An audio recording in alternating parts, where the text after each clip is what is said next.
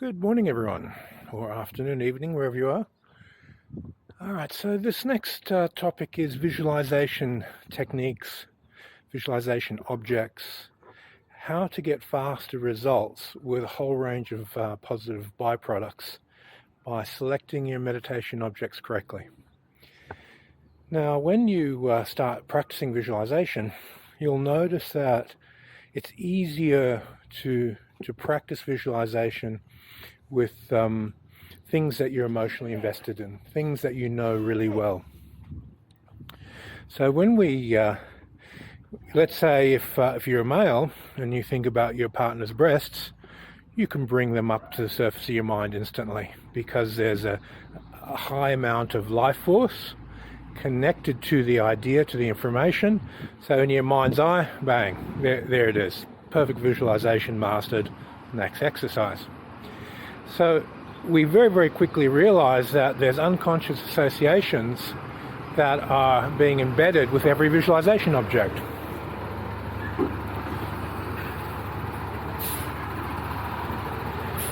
Let me just wait for this fellow to do his thing.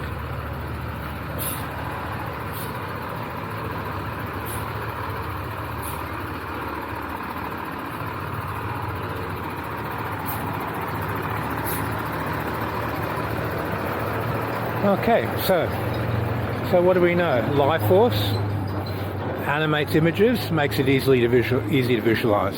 So simply by putting life force, vital breathing into the image, it'll maintain itself. Or using an image which you already are highly emotionally invested in, like a sensual image. Now, if you use a sensual image, you're going to be reinforcing what it represents, which may not be beneficial for you. So these types of meditation objects you may consider as being beneficial, neutral, or negative.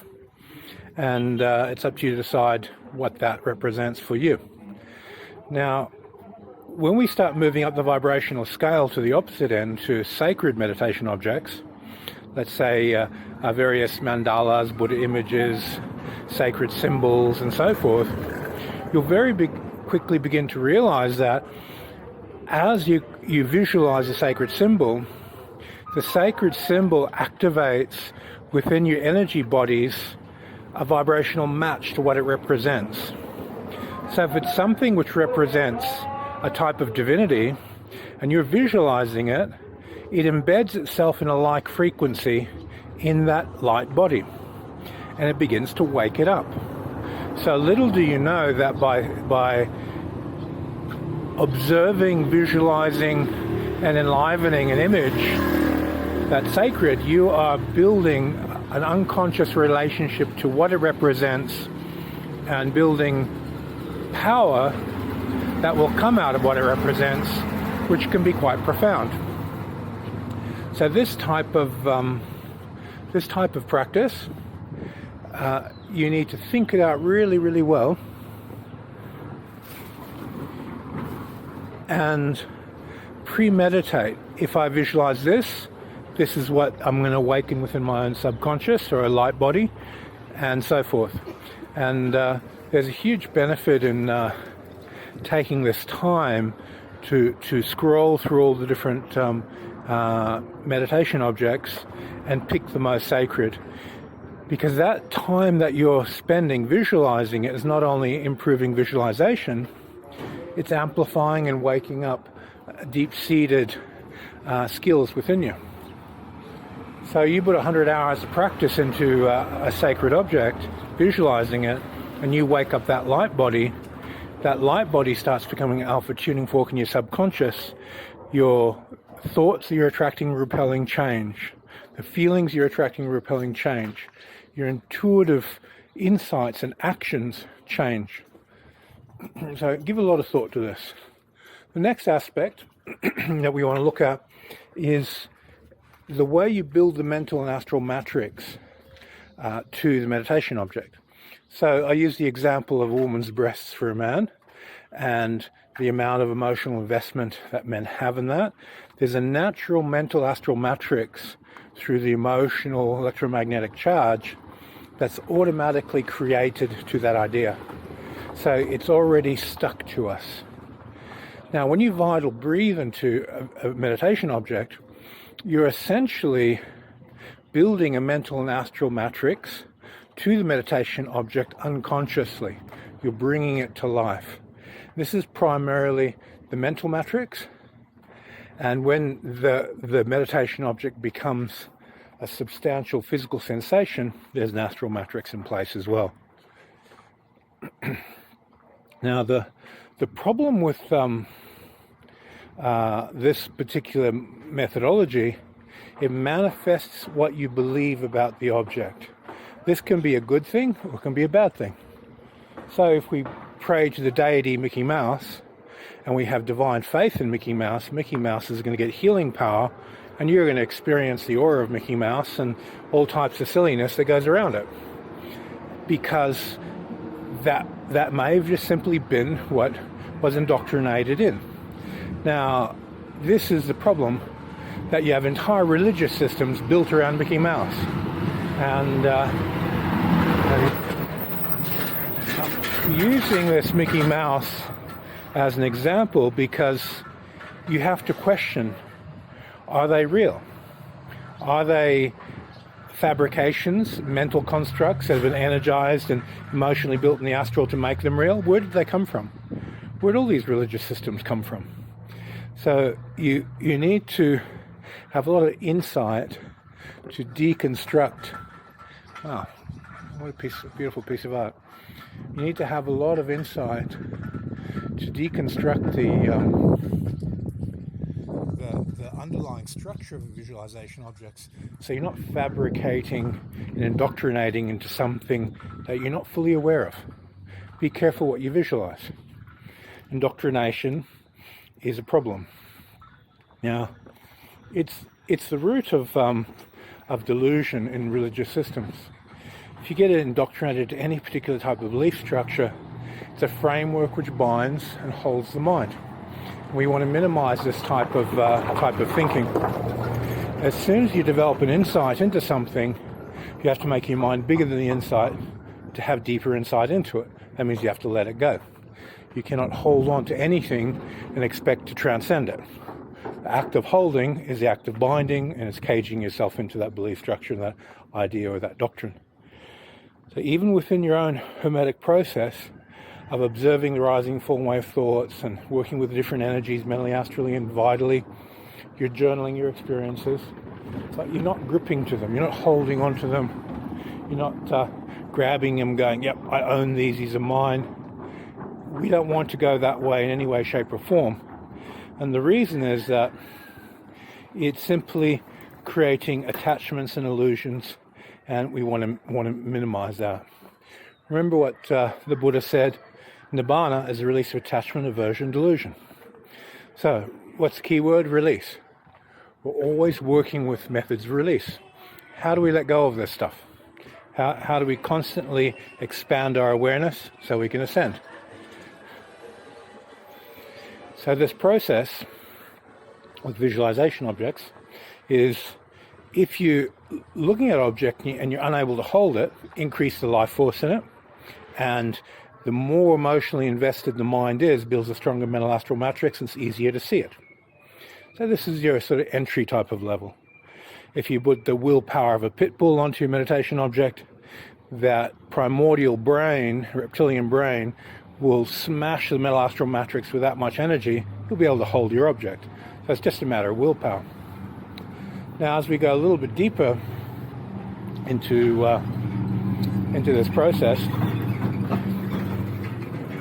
you'll begin to notice that certain meditation objects are easier, certain colors are easier, certain feelings are easier, certain temperatures are easier than others.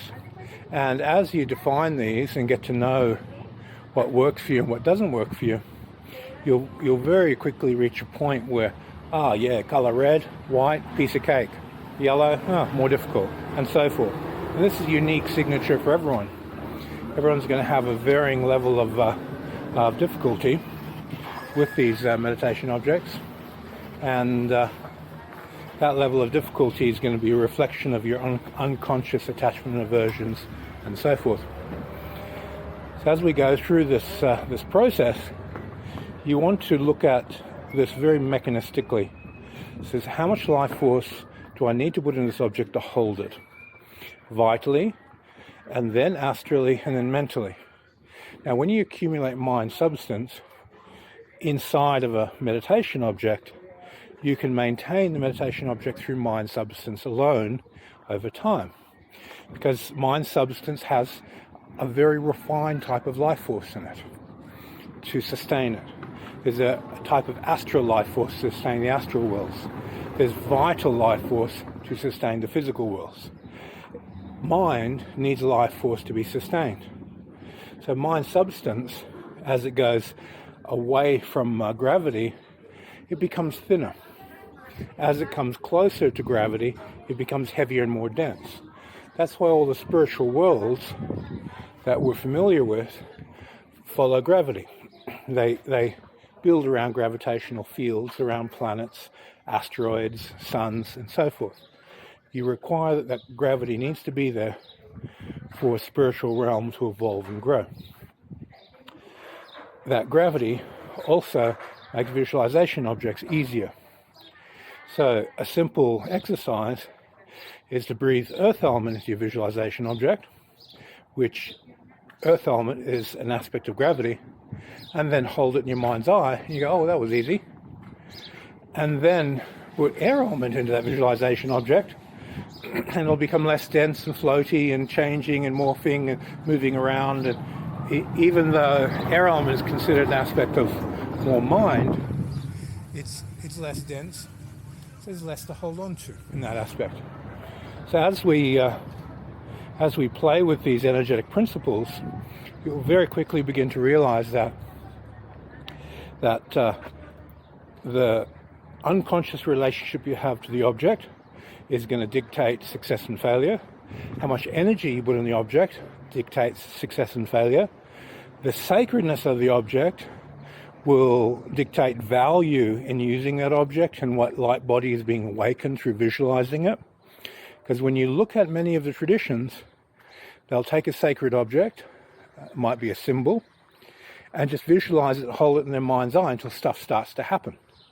So right from the very beginning of the initiation process, we're engaging that. We're looking at, wow, I can get extra value out of this.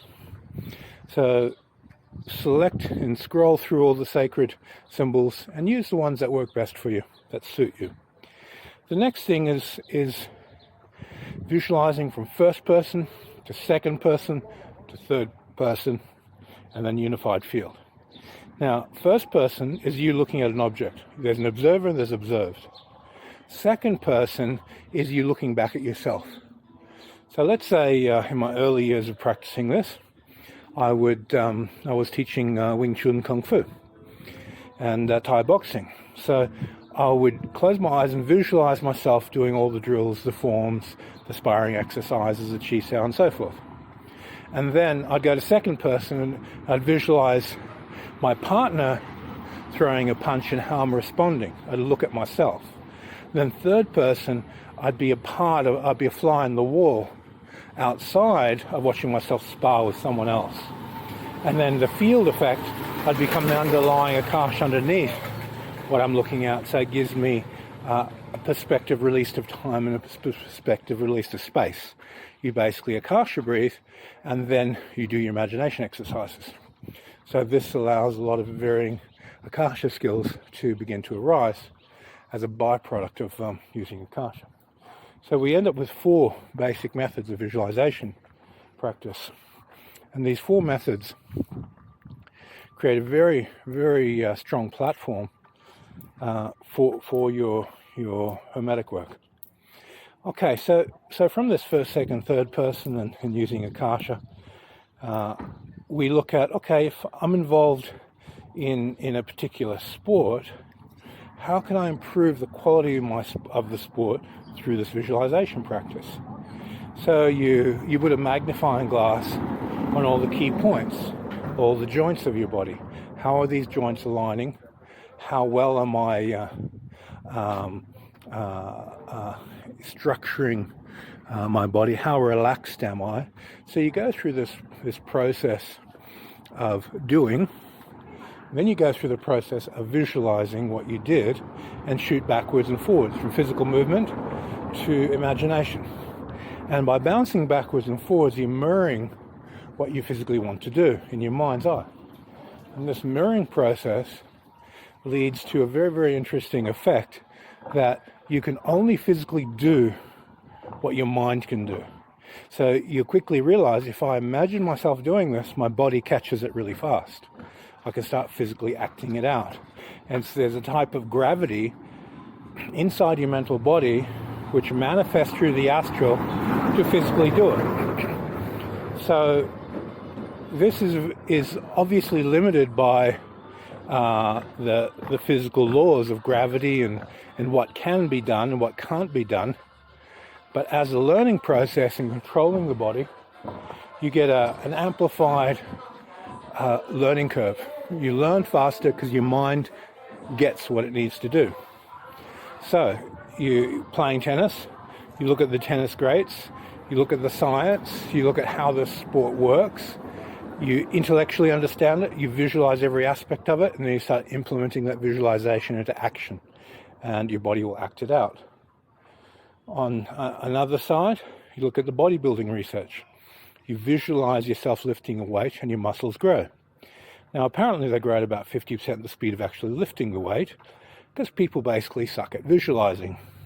If they're able to hold the imagination as a physical experience, you get 100% equal to actually lifting the weight. So you'll start to see that visualization is very, very, very key to development in Hermetics.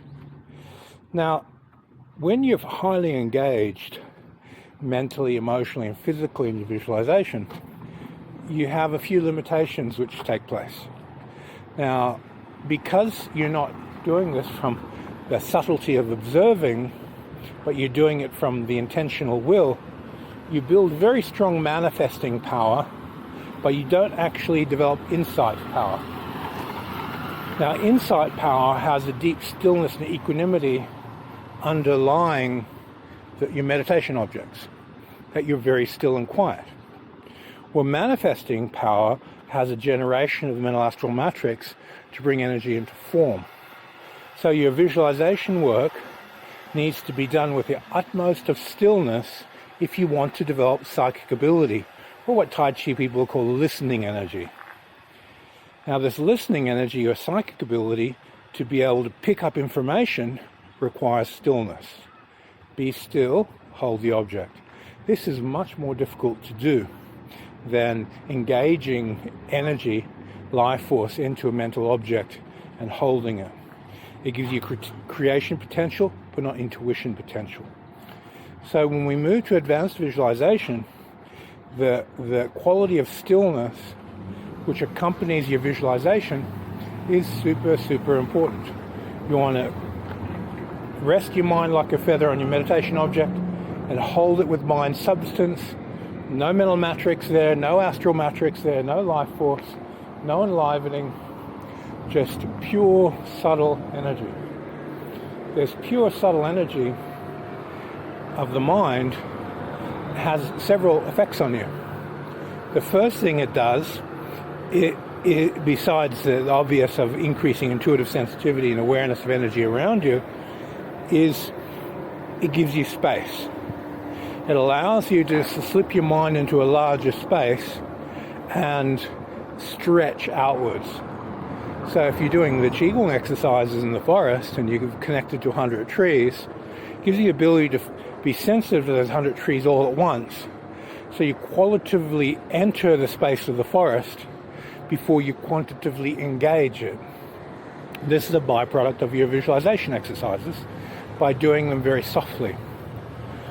Okay, so the next aspect of the visualization, which you'll find to be really, really beneficial, is as you practice engaging energy into a visualization object, the laws of manifestation start to become evident, self-evident, where you have a thought, you put life force into it, it becomes a feeling, you increase life force into it, and it becomes a tangible yearning and action, and you can feel it coming up to the surface of physical reality.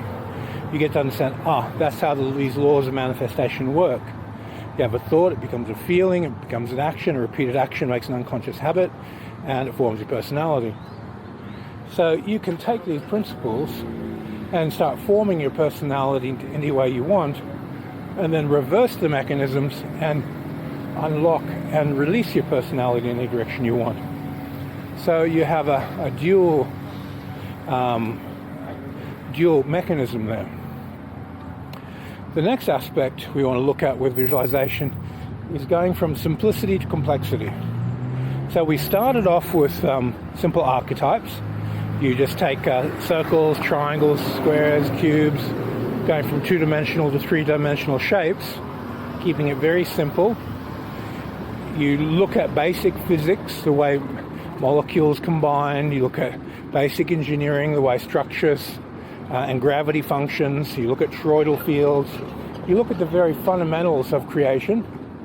And from those fundamentals of creation, you go into increasing complexity. Next, you work to pictograms, just simple line drawings, kindergarten level drawings, where you are expressing an idea and linking that idea to your psyche like a signature that expands into something. Like a box with a triangle on the top, it forms a house. So you have these unconscious archetypes, these pictograms that increase in complexity, and as they increase in complexity, you're going to find that you'll hit plateaus, like that's as complex as I can go while holding it. And as you do that, you're going to move through these phases of okay, that's as far as I can go, I'll just work on this level for a while. And then as you increase the energy within that level, you can move past it and go on to the next level. This may be challenging.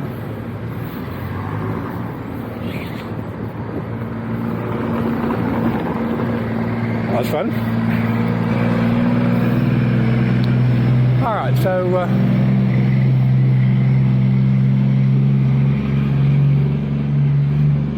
okay, I'll just grab a table. I don't even know if they're open. Maybe wait to be assigned, eh? Okay, so let's continue. One moment, be patient.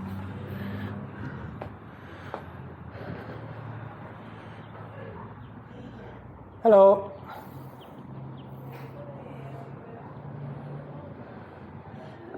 Maybe they're open, maybe they're not. I'll grab a seat and just wait.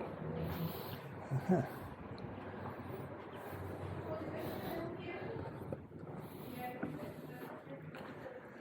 Hello, are you open? No. No, you're closed. Okay, thank you. Sorry about that, guys. Okay, visualization objects. We've gone from very, very simple archetypal structures, engineering structures, to pictograms. We increase complexity. Now, as we increase complexity, we go through the primary colors. As you go through each of the primary colors, you want to be looking at blending the colors. So open up a color palette and start blending colors and putting color into your pictograms from these very, very simple line wire drawings. As you add the color into it, you'll find certain colors will be very easy. Other colors will be very difficult. And there seems to be a subconscious relationship to color where we have attachment, aversion, and then we're neutral. And you have to find within yourself which colors are easy, which ones are difficult, and balance them all out. Because any attachment, aversion response to color gives a corruption of what you're looking at. You're not going to be able to see it as clearly as you'd want to, or to get the correct information due to the filters in our unconscious mind as these intuitive insights arise. Now, we're only seeing the spectrum of color that we're familiar with. There's obviously a lot more colors in the universe than what our eyes can see. if you asked a bug, what colors can you see? They would be describing things that we can't comprehend. So their color spectrums are different. Now, as you go through the color charts and you start mixing the different colors together to form new colors, this mixing process trains your unconscious mind to take very, very simple archetypes and express ideas in greater and greater complexity. So your ability to do this is going to have a very high influence on your mind's ability to translate intuitive data. Now, when you're translating this intuitive data, it's really subject to your underlying beliefs and your mental flexibility and your resistance, your attachments, your aversions. All these things are shaping and changing the information flow. So we want to be as neutral as possible with this. So we go from a highly intentional state of mind of intending the visualization to a neutral state of mind where we just rest our mind on the color and on the meditation object. We just simply see it very, very gently. Okay, so from having gone through the color palette, even though this is a visualization exercise, you begin to add ideas into it. So you can start to add smells, you can start to add tastes, you can start to add temperature, feelings. Is it hot? Is it cold? And inside your imagination, start mixing the other gates into the process. And we want to do all the gates individually, of course. You want to go through the whole spectrum of sense in your imagination exercises. You want to go through all the tastes. You want to go through the spectrums of feelings and so forth as individual exercises. But for the moment, just add some in. And what this does, and it did for me, was relieved boredom. There's a type of excitement you get when you spice something up. So, this is fun. And then when you're highly equanimous, the equanimity or the stillness references your media experiences and references other aspects of how you enjoy your life and says to you, this is boring, it's just too quiet. So to compensate for your mind's own inability to indulge in stillness in the early stages, you spice it up with a bit of excitement. You add something to it. And this is very, very individualized, and it makes it more fun to practice. And if it's more fun to practice, you get more hours in.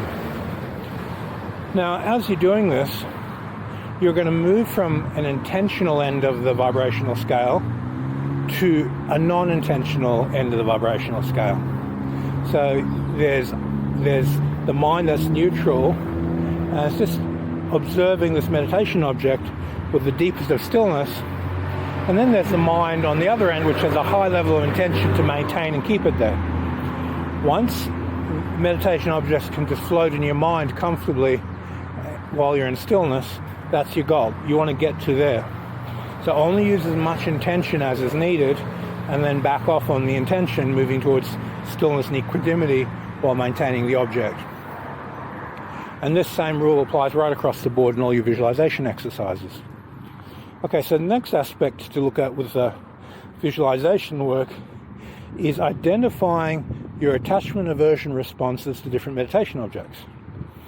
So you may have been a baby and your mum's pushing you along on the stroller and a car beeps the horn, and that car may have been yellow and it scared your mum, and now you've got an unconscious dislike for yellow cars and you don't know why. So if you visualized a yellow car in your mind, you'd get an emotional response to it. Whenever something like that happens, identify what that is and do a release on it. You want to start releasing attachment aversion responses to all these different emotions which come up during visualization practice.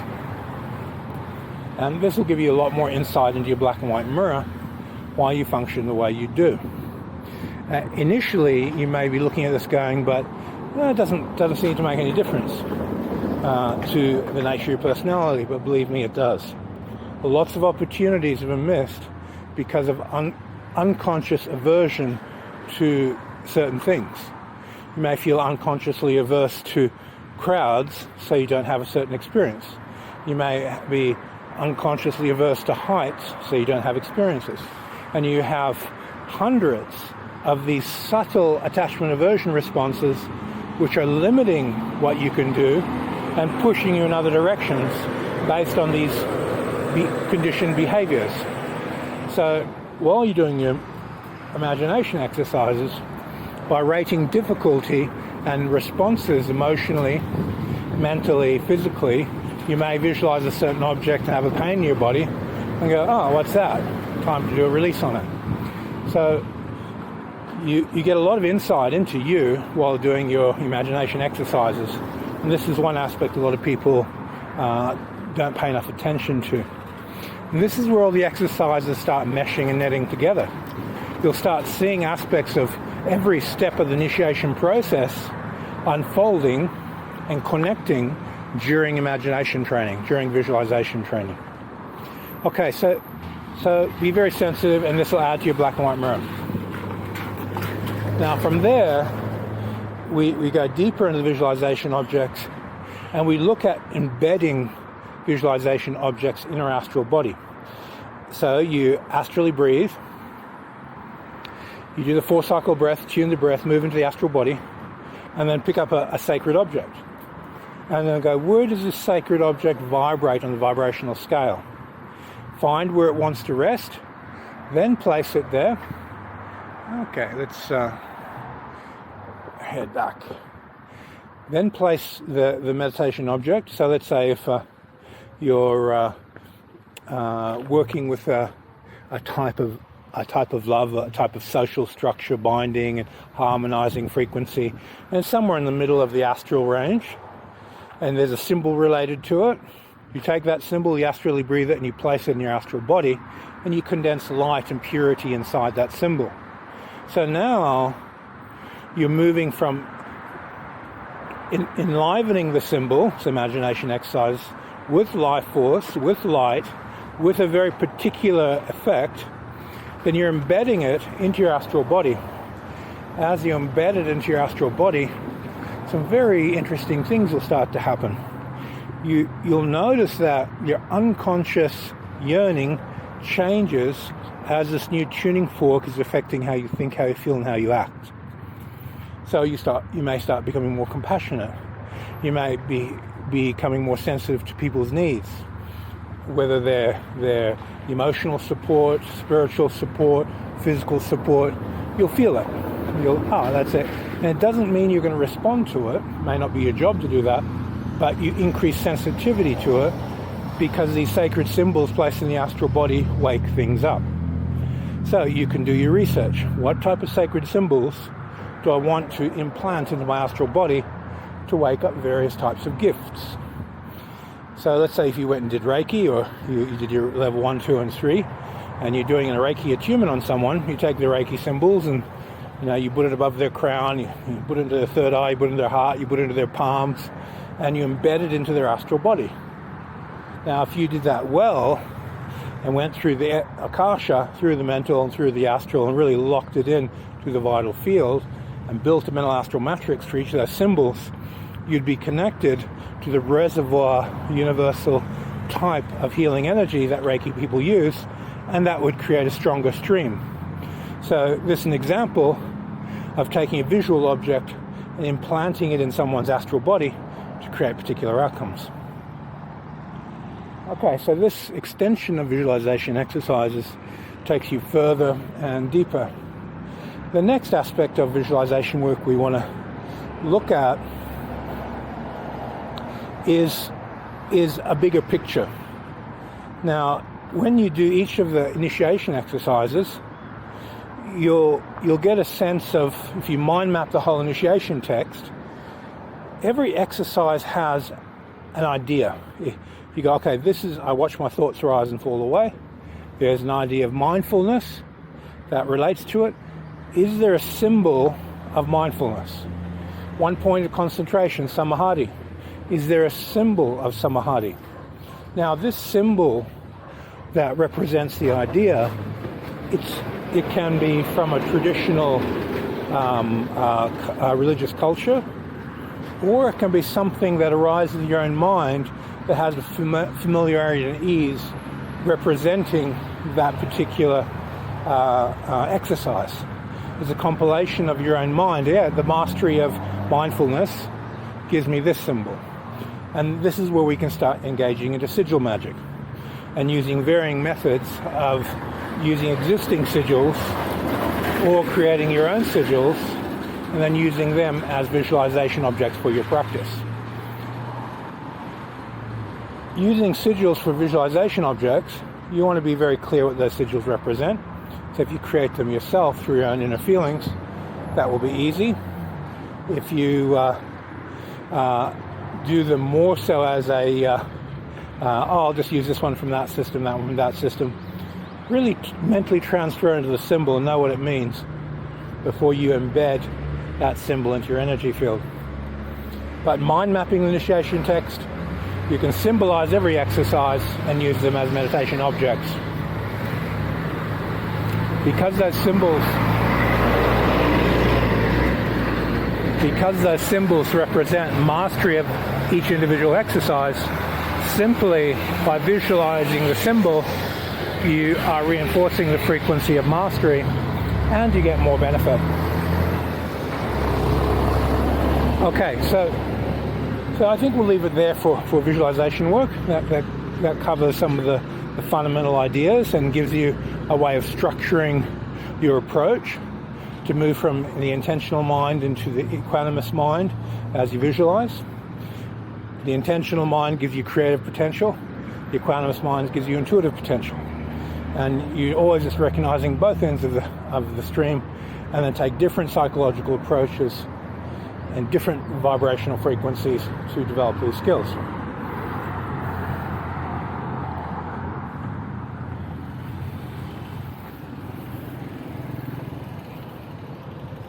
Okay. Beautiful. All right. Thanks for your time, everybody. And we'll see everyone on the next video. Have a good day.